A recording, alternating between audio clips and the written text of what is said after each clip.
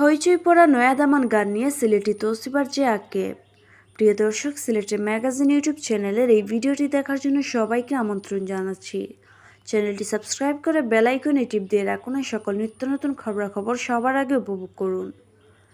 আইলারে নয়া দামান আসমানেরও তেরা, বিছানা বিছাইয়া দেও শাইল দানের নেরা, দামান বউ। সিলেটি আঞ্চলিক ভাষায় প্রচারিত গানটি এখন সামাজিক যোগাযোগ মাধ্যমে ভাইরাল। এই পুনর্জাগরণের নেপথ্যে রয়েছেন সিলেটেরই এক তরুণী। গানের সঙ্গে সেই তরুণী এখন সবার পরিচিত, তিনি তৌসিফা বেগম। সদ্য এইচএসসি পাস করেছেন তৌসিফা।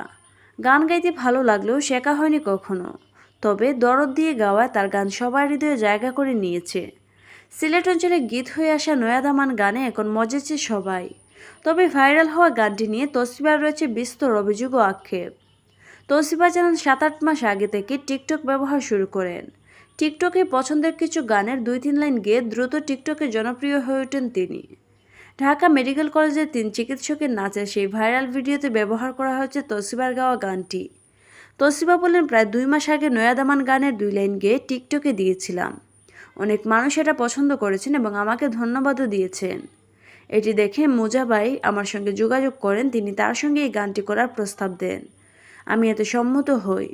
মাসখানেক আগে নয়া দামান গানের মুজা ফিচারিং তৌসিফা ভার্সন নিজের ইউটিউব চ্যানেলে আপলোড করেন মুজা। এরপরের গল্প তো সবার জানা, নেটিজেনদের মাঝে রীতিমতো হইচই পড়ে যায়।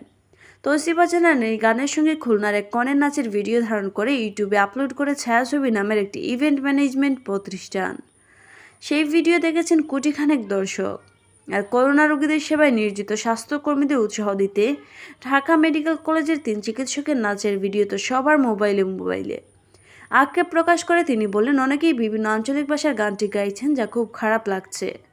গানটির ভাষা অরিজিনাল সিলেটি, সেজন্য গানটি সিলেটি ভাষাতেই সুন্দর। আমি চাই যেই গান করুক না কেন, গানের ভাষা যেন চেঞ্জ না করা হয়। আর আমাদেরকে যদি ভালো গানের সুযোগ দেওয়া হয় তাহলে ভালো গান গাইতে পারবো। গান নিয়ে ভবিষ্যৎ পরিকল্পনার কথা জানিয়ে তৌসিফা বলেন, আমি সিলেটের পুরনো গানগুলো গাইতে চাই। সারা বিশ্বের মানুষের কাছে সিলেটের গানের বিপুল ভান্ডার তুলে ধরতে চাই। তবে ঠিক রাখতে চাই মূল সুর ও কথা, যাতে এগুলো বিকৃত হতে হতে হারিয়ে না যায়। অভিযোগ করে তিনি বলেন, টেলিভিশনে নিউজ হয়েছে, কিন্তু আমার নাম সেভাবে বলা হয়নি।